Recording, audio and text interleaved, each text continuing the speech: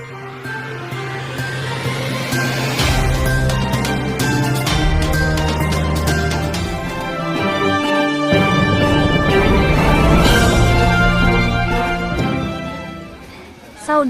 anggota Majelis Rakyat Papua, Provinsi Papua Tengah dari kelompok kerja Pokja Perempuan, Mirna Binggoro Hanebora, melaksanakan penjaringan aspirasi masyarakat, khususnya perempuan.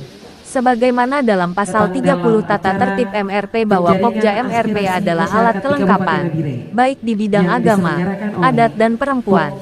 Penjaringan aspirasi diikuti oleh berbagai elemen kaum perempuan dari organisasi gereja, seperti GKI, GKII, WKRI, GPDP, serta ketua kelompok komunitas perempuan di Nabire. Penjaringan aspirasi ini berlangsung di Pantai Menase, Kelurahan Kalibobo, Distrik Nabire, Papua Tengah, pada Sabtu tanggal 26 April tahun 2025. Ya baik Bapak Moderator, terima kasih banyak. Shalom. Orang besar, shalom. Alkitab bilang di pagi hari ini Ibu Pendeta yang sudah hadir dengan kami di sini, yang saya hormati pula di pagi hari ini menjelang siang, ketua-ketua perempuan dari organisasi gereja GKI, GPDP, GBGP, dan juga WKRI. Yang saya hormati pula ketua-ketua organisasi perempuan, baik organisasi masyarakat. Saya bersyukur dan saya cintai juga di pagi hari ini para peserta, hadirin, tamu undangan yang bersama-sama dengan kami di saat ini. Yang saya hormati dan saya banggakan teman-teman media yang bisa liput berita di saat ini.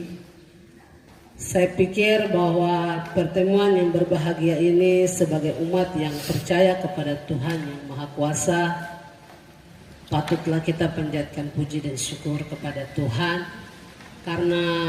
bukan karena kehebatan saya dan saudara, tapi oleh karena campur tangan Tuhan, kita dapat melaksanakan kegiatan penjaringan aspirasi perempuan Papua di Provinsi Papua Tengah. Mari kita berikan tepuk tangan sekali lagi. Pertemuan pertama semenjak kami dilantik tahun 2023 bulan November hingga dengan hari ini baru kegiatan pertama Pokja Perempuan dalam melaksanakan tugasnya, dan ini merupakan tugas pertama Pokja Perempuan untuk mendengar langsung aspirasi masyarakat perempuan. Dalam hal ini saya ambil yang pertama adalah lembaga-lembaga perempuan, baik lembaga organisasi perempuan masyarakat dan lembaga organisasi perempuan gereja. Saya ingin dengar dalam pertemuan ini tentang aspirasi Mama Dorang ke depannya seperti apa. Berdasarkan Undang-Undang Nomor 21 Tahun 2001 tentang otonomi khusus bagi Provinsi Papua yang kemudian dirubah menjadi Undang-Undang Nomor 2 Tahun 2021 tentang otonomi khusus bagi Provinsi Papua.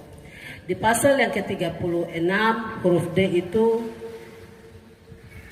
sangat memperhatikan dan menyalurkan aspirasi pengaduan masyarakat adat, umat beragama, kaum perempuan dan masyarakat pada umumnya yang menyangkut hak-hak dasar orang asli Papua serta memfasilitasi tindak lanjut penyelesaiannya. Jadi pada kesempatan ini kami ingin mendengar bagaimana aspirasi Mama Dorang, karena kita punya undang-undang sudah dapat melindungi kita untuk menyampaikan aspirasi kepada Majelis Rakyat Papua. Dan yang selanjutnya di huruf D, kami dapat memberi pertimbangan kepada DPR dan Gubernur juga, dan juga aspirasi ini dapat kami berikan kepada aspirasi ini dapat kami menyampaikan kepada yang bersangkutan. Nah, Bapak Ibu yang hadir di kesempatan siang hari ini, memang benar dalam pasal 30 bahwa kelompok kerja MRP itu merupakan alat kelengkapan untuk menangani baik di bidang agama, baik di bidang adat maupun di bidang perempuan. Nah, kami dapat mengatur kelompok kerja perempuan. Kami punya tugas adalah untuk melindungi dan memberdayakan perempuan dalam rangka keadilan dan kesetaraan gender. Sehingga di dalam Undang-Undang Otonomi Khusus bagi Provinsi Papua dapat memberi ruang yang seluas-luasnya kepada orang asli Papua untuk berkembang di setiap sektor kehidupan, seperti di bidang ekonomi, di bidang politik, sosial budaya, bahkan termasuk keyakinan umat beragama yang ada di atas tanah Papua. Nah, pada kesempatan ini penjaringan aspirasi yang kami laksanakan dalam kelompok kerja Majelis Rakyat Papua Provinsi Papua Tengah adalah dalam rangka menjaring aspirasi yang terkait dan terkandung yang bertanggung jawab penuh kepada perempuan di berbagai bidang seperti keterlibatan dalam pelayanan di gereja, membina dan mengasuh keluarga, bahkan keterlibatan penuh perempuan dalam melindungi perempuan dan anak yang mengalami kekerasan fisik, psikis, dan penelantaran keluarga dan sebagainya. Pokja perempuan mempunyai tugas yang sangat luas. Apabila dalam bermasyarakat, apa yang tadi disampaikan yang disebut Bapak Ibu, Ibu-Ibu mengalami hal demikian, MRP punya tugas untuk melindungi dan memproteksi hak-hak orang Papua, pada khususnya masyarakat perempuan. Perempuan asli Papua harus proaktif di dalam mengembangkan diri dalam dunia politik sesuai amanat undang-undang yang memberikan presentasi 30% untuk mencalonkan diri sebagai anggota legislatif. Tapi juga harus mampu membuka usaha-usaha yang menopang ekonomi keluarga, mempunyai peran penting untuk mendukung pelayanan di masing-masing gereja dan organisasi kemasyarakatan lainnya. Ibu-ibu yang dikasihi oleh Tuhan kita Yesus Kristus, pada kesempatan ini, disinilah kita akan mencari titik yang terbaik bagi perempuan Papua. Seperti tadi, perempuan gereja bisa tidak berusaha, bisa tidak perempuan gereja buka kios dan lain sebagainya, bisa tidak gereja punya usaha, atau bisa tidak lembaga-lembaga punya, bisa. Kita punya OPD ada yang menangani bagian itu. Perlu kami sampaikan bahwa MRP Provinsi Papua Tengah adalah lembaga representasi kultur orang asli Papua yang mempunyai tugas dan wewenang memberikan perlindungan terhadap hak-hak orang asli Papua, bukan sebagai lembaga eksekutif yang mempunyai kewenangan untuk memberikan bantuan secara langsung kepada masyarakat berupa bantuan fisik dan non-fisik. Kami tidak memberi itu. Tugas kami melindungi, mendengar aspirasi, lalu kami akan menyampaikan kepada lembaga yang bersangkutan seperti eksekutif tadi, legislatif, dan juga OPD-OPD terkait. Partisipasi aktif dari Bapak dan agar dapat resmi saya nyatakan dibuka, dan selanjutnya kita akan melaksanakan kegiatan. Saya kembalikan ke Bapak Moderator. Anggota yang mulia, keterwakilan perempuan di MRP. Ini suatu kebanggaan. Baru kali ini ada perempuan Nabire yang mewakili kita di MRP. Luar biasa. Dari dulu MRPD hadir itu di Provinsi Papua kita tidak pernah hadir. Kenapa? Karena kita ada di bawah Mepago, sehingga kita tidak pernah muncul ke atas. Tapi hari ini puji Tuhan kita sendiri punya provinsi, sehingga kesempatan ini diberikan untuk kita perempuan Nabire, 6 suku. Berbicara MRP itu kita berbicara keterwakilan kultur. Saya mau sampaikan kepada anggota MRP terhormat. Pertama sekali, ini kami bicara ini masalah perempuan. Perempuan Papua hari ini disepelekan, dilecehkan oleh aturan Papua ini sendiri. Kami perempuan Papua, anak-anak tidak diakui. Kalau dia tidak pakai marga Papua, itu aspirasi kami. Kemarin untuk penerimaan pegawai itu, kalau dia tidak pakai marga Papua, dia tidak terima. Padahal ini perempuan Papua yang hamil dorang 9 bulan. Ini menyedihkan sekali. Di kampung tuh, dong punya hak, dong punya dusun tuh ada. Biar dia perempuan tapi dia punya dusun ada. Baru kok bisa aturan nih dong ini perempuan tidak diakui itu bagaimana? Hari ini kami minta supaya ini aspirasi perempuan Papua. Kami minta hak pengukuhan terhadap anak-anak Papua, anak pernakan itu harus dikukuhkan. Pakai marga Papua. Sehingga anak-anak kami juga punya hak di atas tanahnya.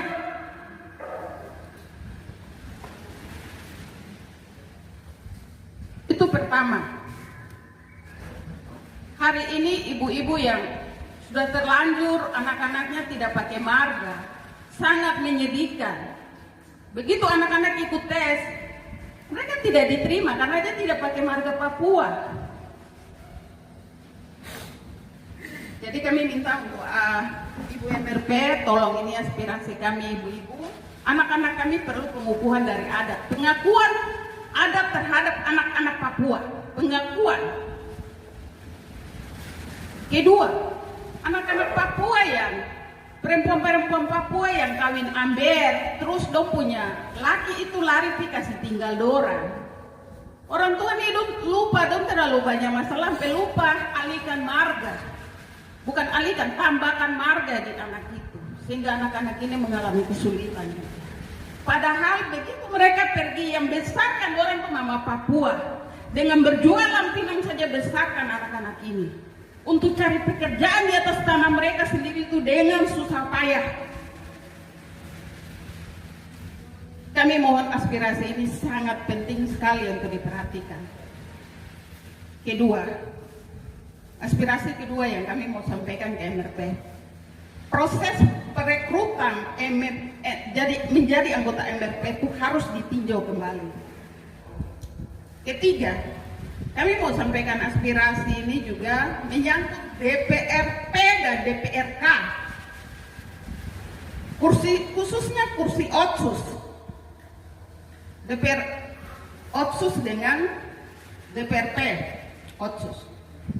Kami minta supaya kursi perempuan itu jelas, bukan nebeng lagi di adat. Dia harus jelas seperti MRP. Berapa kursi yang dibutuhkan di DPRK maupun DPRP. Ini kita bicara soal keterlibatan perempuan kepada MRP. Mungkin usul saya atau saran saya yang saya mau sampaikan, hari ini kita bicara tanah, kita bicara laut, kita bicara darat, bicara udara semua. Tetapi mari tolong lihat di jalan-jalan tuh, banyak anak-anak Papua putus sekolah, jalan menggunakan aibon, narkoba. Kasihan, itu generasi Papua. Bicara jualan di pasar, mama-mama ini sudah apa bantuan kan, tidak jualan baik. Tapi kalau MRP mau kasih aja tidak apa-apa.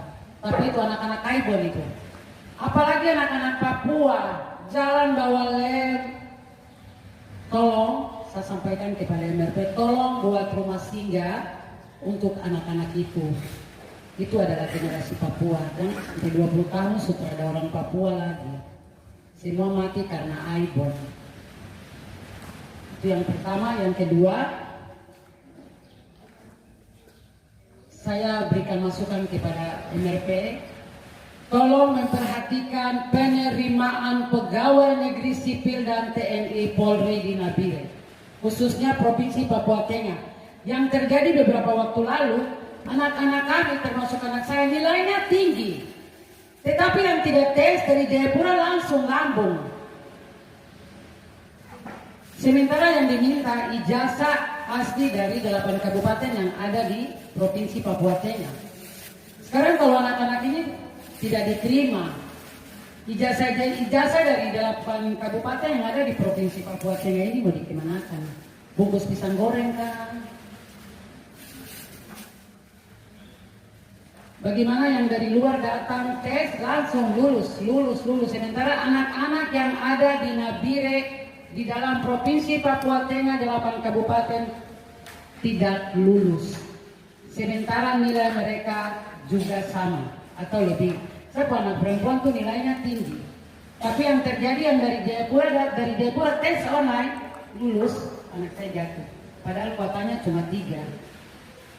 Jadi tolong jangan bicara jualan, tapi bicara mutu pendidikan anak-anak yang ada di Nabire Papua Tengah. Aibon-aibon itu tolong perhatikan.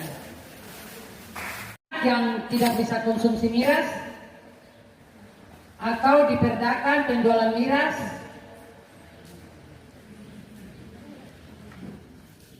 minta maaf ya ibu yang dari Waroki, mungkin kepada MRP bisa turun ke Waroki sehingga di Waroki mereka punya minuman lokal tuh dibuat seperti apa sehingga tidak terlalu menjamur di dalam Kabupaten Nabire, apalagi ibu kota Provinsi Papua Tengah. Oke, mungkin sementara itu saja, waktu saya kembalikan. Papua, Ibu ya, bisa kasih tahu nama ya? Nama saya Sevinja Ayoni. Ya, lanjut. Pekerjaan saya penjualan pinang di Pasar Oyehe. Saya mewakili Mama Pasar Papua di Oyehe ingin menyampaikan bahwa kami penjualan pinang di Pasar Oyehe ini banyak orang pendatang yang datang jual kami punya khas Papua. Jadi kami mau untuk perda. Kami mau untuk itu aturan-aturan itu harus diturunkan supaya kami juga jualan sendiri dengan kita punya hasil. Kita jual siri, dorang jual siri. Kita jual sagu, dorang jual sagu. Kita jual kapur, dorang jual kapur. Itu tidak boleh.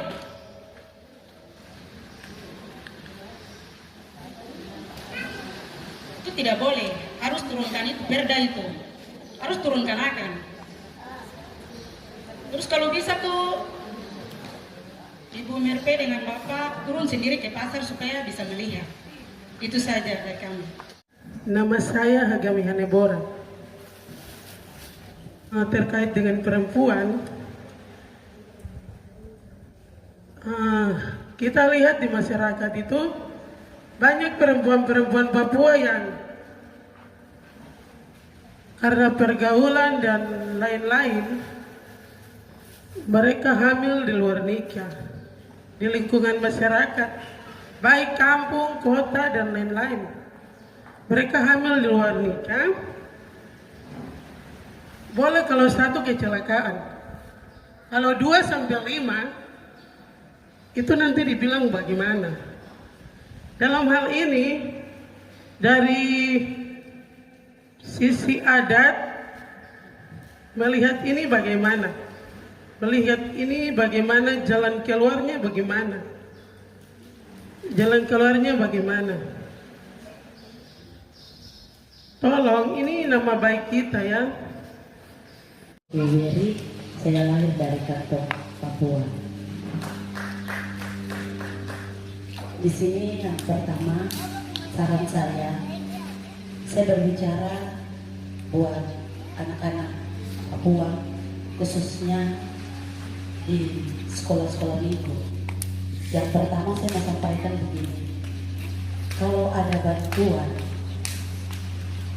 yang akan diturunkan, dan kalau ada pertemuan nanti mungkin MRP bisa sampaikan bahwa bantuan itu jangan diberikan kepada anak-anak sekolah yang terdata di dalam panti-panti asuhan saja atau di pondok-pondok pesantren seperti begitu, tetapi mungkin dinas terkait bisa mendata langsung ke sekolah minggu karena banyak anak-anak yang tidak terdata yang benar-benar mereka membutuhkan bantuan itu, misalnya bagi sekolah atau alat tulis, sepatu dan sebagainya. Jadi mungkin kedepannya nanti bisa disampaikan saran kami itu. Yang berikut, di sini kita lihat bahwa yang tadi disampaikan oleh mama-mama berapa banyak anak-anak Papua, generasi Papua yang ada di jalan-jalan sana. Anak-anak muda, khususnya buat remaja-remaja yang usia mereka harusnya belajar, tetapi mereka sudah tahu mengkonsumsi minuman keras. Pertanyaannya, kesalahannya apakah ke pemerintah ataukah kepada orang tua? Jadi mungkin ada satu pembinaan khusus yang diberikan kepada mama-mama Papua agar supaya menjadi contoh dan teladan buat anak-anak kita. Siapa yang mau kita salahkan? Mungkin lebih kita bawa mereka, dekatkan mereka kepada Tuhan. Ajak mereka untuk ikut kegiatan-kegiatan gereja, libatkan diri ikut kegiatan-kegiatan gereja. Dan pesan saya kali ini yang sering saya lihat, yaitu khusus buat kita punya mama-mama pesisir. Terkadang di hari Minggu juga ada mama-mama yang datang jualan di pasar. Itu sesuatu hal yang tidak diinginkan oleh Tuhan. Kita punya waktu ada untuk jualan dari hari Senin sampai Sabtu. Hari Minggu itu kita pakai untuk beribadah. Biar anak-anak kita ini melihat contoh dari apa yang kita lakukan. Yang terakhir, apa yang tadi disampaikan oleh adik Maris Wakuf, mungkin kami rasa itu perlu didorong. Bukalah lapangan pelatihan bagi anak-anak negeri Papua, khususnya pesisir. Terima kasih. Perkenalkan diri saya, nama saya Yostina Manuaron, perwakilan dari Ikatan Mambor Hariti suku Mora. Yang saya mau bertanya di sini tentang budaya dan agama. Berkaitan dengan budaya Papua, khususnya di Teluk Cendrawasih, Kabupaten Nabire, Provinsi Papua Tengah, kita semua ini anak adat. Dan kita tahu bahwa budaya ini sangat kuat, khusus setiap suku mempunyai aturan. Untuk itu kalau boleh Mama Dora yang duduk di atas bisa sampaikan kepada kepala-kepala suku supaya budaya itu ditegaskan atau dididik kepada generasi. Karena yang kita dengar itu kadang anak-anak muda sekarang macam tidak tahu adat. Karena adat itu tidak disampaikan juga.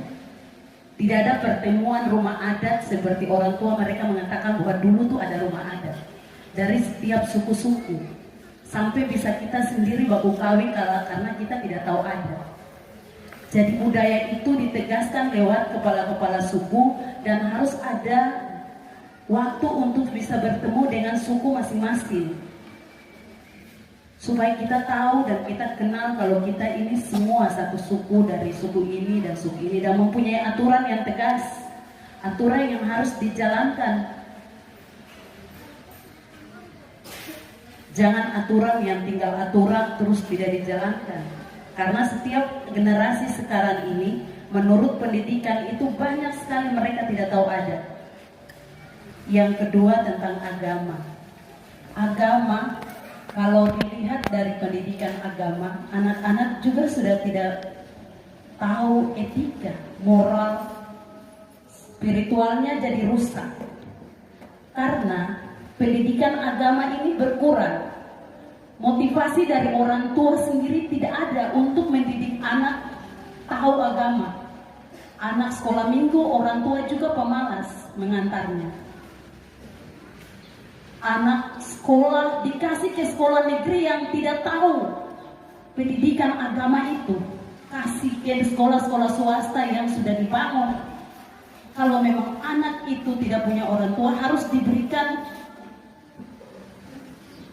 beasiswa supaya anak-anak itu mereka belajar dan mereka tahu tentang apa itu agama.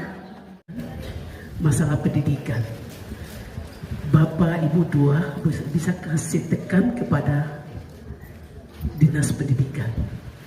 Yang saya pesan dan usul, semua kita punya anak-anak yang sekolah, ada yang punya orang tua kerja, ada yang tidak.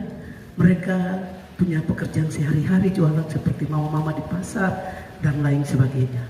Satu, ketika mereka sekolah dari SD, tamat, SMP, SMA, terus dan selanjutnya, yang saya harapkan Bapak Dorang kasih naik ini, usul ini kepada pendidikan, supaya mereka kalau boleh mengikuti pendidikan, jangan lihat bahwa kita sudah bayar SPP yang begitu mahal, terus mereka tamat, harus berikan perpisahan, harus pergi ini, itu dan lain sebagainya. Terus persiapan pada orang tua yang punya uang, kalau yang tidak punya uang bagaimana? Mungkin dia ikut, mari kita kumpul uang untuk berikan perpisahan, atau kita kumpul untuk bikin apa begitu, maksudnya kelompok-kelompok lain. Yang mungkin saya pesan, itu tidak diadakan. Biar mereka sekolah, punya persiapan dari orang tua, membiayai. Usmanima, saya pemotongan babi di Jalan Kalisapi. Untuk itu saya mohon kepada anggota NRP supaya memperhatikan kami yang berjualan di pinggiran jalan. Itu satu. Yang kedua, saya perwakilan dari Kampung Yaur untuk menyampaikan kendala-kendala dari mama-mama dari kampung. Yaitu mereka yang ada di kampung, mereka biasanya tokok sagu. Terus ada juga anyaman noken. Tetapi mereka kendalanya di dana. Untuk itu apabila ada bantuan, mohon MRP melihat sampai ke kampung-kampung. Iya, ini saran dan masukan saja untuk Bapak dan Ibu MRP Dorang terkait kemarin pengalaman yang kami dapat pengurusan surat keterangan orang asli Papua di MRP. Kami datang ke sana dengan membawa berkas-berkas yang diminta, tapi ternyata bukan hanya kami anak-anak asli Papua yang mengurus. Ada yang hanya datang yang non Papua, dong juga untuk urus berkas. Berkelahi satu di meja pengambilan berkas, karena memang dia bukan anak asli Papua, dia papa mama pendatang. Dia datang urus surat keterangan itu. Jadi kalau bisa besok, kalau ada penerimaan lagi, MRP dorang buat tim relawan. Provinsi Papua Tengah menyatakan mereka adalah anak-anak asli Papua menghargai noken. Jadi kalau bisa besok surat keterangan orang asli Papua, MRP orang mungkin bisa bikin ada beberapa kategori. Jadi mungkin di situ kategori pertama bapak mama asli Papua, yang kedua mama non Papua, bapak non Papua. Supaya tidak terjadi hal-hal seperti kemarin yang hampir juga dong saburata di sana. Musuh makan tanah sampai kenyang belum begitu buhak lagi yang lain. Begitu. Yang kedua, kalau bisa mama bapak MRP dorang buat tim untuk sama-sama pengawasan di BKPSDM Provinsi Papua Tengah. Yang perkenalkan nama saya Nindro Narina, saya dari Kepulauan Mora, dan saya juga akan berbicara mewakili Puskesmas. Iya. Untuk itu kita akan mulai. Yang pertama, Kabupaten Nabire dan Kelurahan Kalibobo ini dikatakan kelurahan metropolitan. Semua kantor-kantor besar ada di Kelurahan Kalibobo. Tapi yang kita lihat, pertama kesehatan kedua pendidikan, sekolah-sekolah YPK yang ada di wilayah Kalibobo sudah berjalan baik. Hanya itu kendalanya mungkin tentang tadi beberapa yang mereka menyampaikan kalau sekolah-sekolah itu diisi oleh anak-anak dari pesisir, anak-anak yang harus mendapatkan hak, tapi pada kenyataannya mereka akan pulang kembali ke kampung. Makanya mereka buku rekening kan kumpul sampai jalan hari ini buku rekening hilang kembali. Jadi saya minta MRP kalau tahu ke dinas terkait yang suruh kami kumpul buku-buku rekening itu pasti kembalikan buku rekening kalau terkait bantuan. Itu yang ke satu. Yang kedua masalah tempat sampah depan kuburan Kalibobo. Itu adik-adik yang biasa dulu bisa Pondok Pinang itu selalu bilang, Pak, terus bisa tinggal batu mata baru.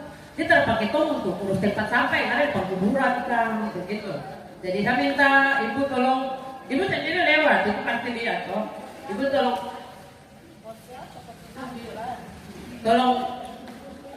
kasih tahu ke dinas terkait satu tentang kebersihan tempat sampah. Kami minta kalau bisa perlu kan taruh tempat tong sampah satu di situ supaya orang hambur sampah sampai di tengah jalan raya. Kok lari tabrak sampah.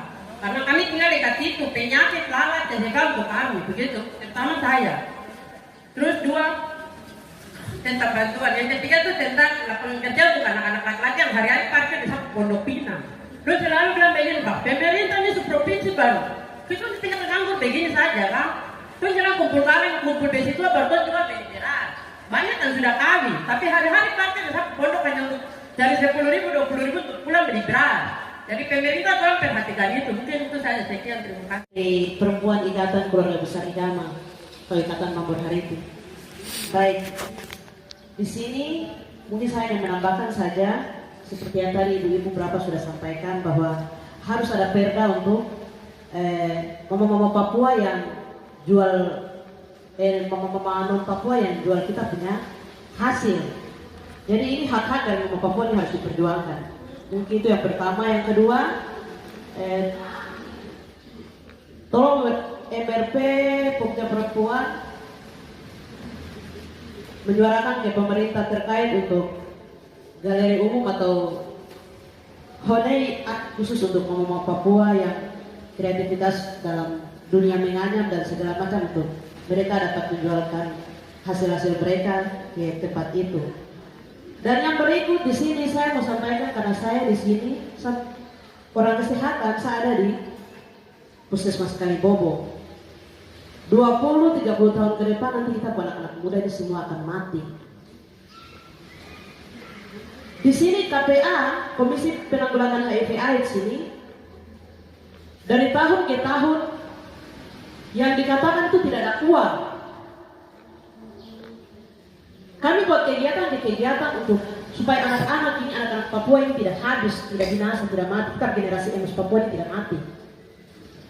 Nanti tolong Bapak Moderator dan Ibu mungkin menyuarakan ke pemerintah terkait supaya ada kegiatan yang bisa merangkul anak-anak muda ini. Kita bikin mereka kegiatan apa supaya don tidak terlantar di pinggir-pinggir jalan dan tidak melakukan hal-hal yang tidak manusiawi dan tidak merusak moral dan punya masa depan.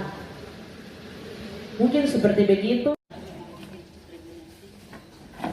Di situ mau mama kan, mau bapak kan, mau anak muda, pasti mereka rob kelapa datang jual dengan harga 2.000. Tapi yang saya lihat dengan mata kepala saya, mereka bawa ke sini turun di Samabusa tuh ada tukang pikul. Dong harus bayar lagi tukang pikul. Dong bayar per karung lagi di perahu yang mereka tumpangi itu, bayar lagi mungkin satu karung 20.000. Sisa mereka mau dapat berapa? Mau bayar, mau beli bensin, mau kembali ke kampung. Jadi mungkin ada tempat khusus atau koperasi apakah yang nanti pemerintah siapkan mungkin dekat di pelabuhan Lompon Samabusa sana kah? Terima kasih waktu yang diberikan kepada kami sebagai ibu-ibu asli Papua yang hari ini kami dikumpulkan dan berdiskusi beberapa jam yang lalu dan kami sudah mempunyai pikiran-pikiran, ide-ide yang kami akan sampaikan kepada MRP terutama untuk Ibu yang terhormat, yang mulia Ibu Mirna Hanebora.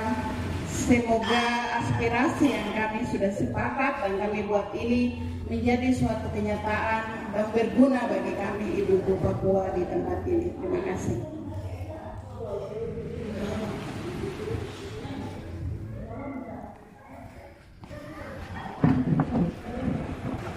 Aspirasi ini saya atas nama Majelis Rakyat Papua Provinsi Papua Tengah, Pokja Perempuan Mirna Hanebora, perwakilan Kabupaten Nabire, saya menerima aspirasi perempuan Papua dari mama-mama pasar, mama-mama penjual di pinggir-pinggir jalan, pedagang daging di pinggir jalan, tapi juga mama-mama yang ada di gereja-gereja. Saya akan menerima aspirasi ini dan kemudian akan berguna bagi mereka. Terima kasih.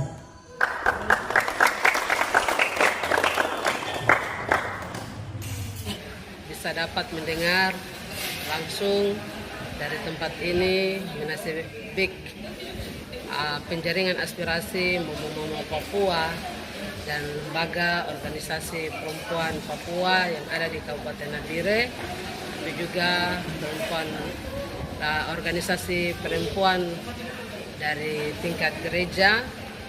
Dan di kesempatan hari ini sesuai dengan Undang-Undang Otsus tahun 2001 dan perubahan Undang-Undang Otsus nomor 2 tahun 2021, bahwa tugas kami MRP adalah memproteksi perlindungan orang asli Papua.